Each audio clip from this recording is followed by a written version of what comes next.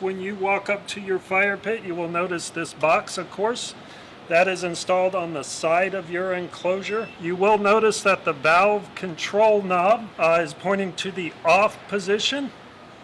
So all we're going to do first is take that knob and point it straight up in the pilot position here. You're going to push that knob in and hold it in.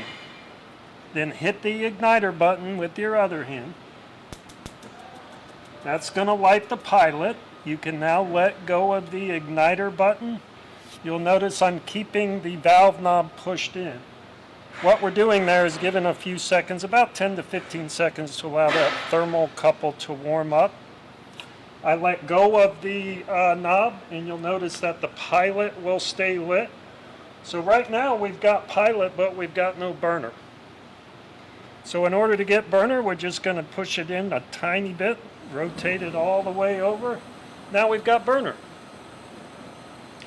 That right there is all the way open.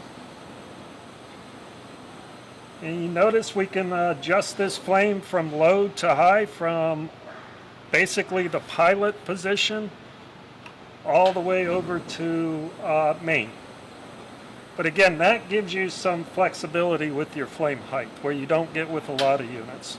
So we're off and running. Everybody enjoyed the fire. It's now time to shut it down. All we're going to do is come up to the same control valve knob.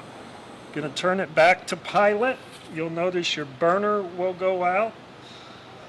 Pilot stays lit, but we certainly don't want to leave the pilot lit. So push this knob in again a little bit, rotate it all the way to the right to where it says pilot off. Everything's off now. We're ready to put a cover on it, and of course enjoy it next time we use it. If you guys have any questions at all, by all means, my name again is Chuck at HPC. Give us a call. Dying to hear from you.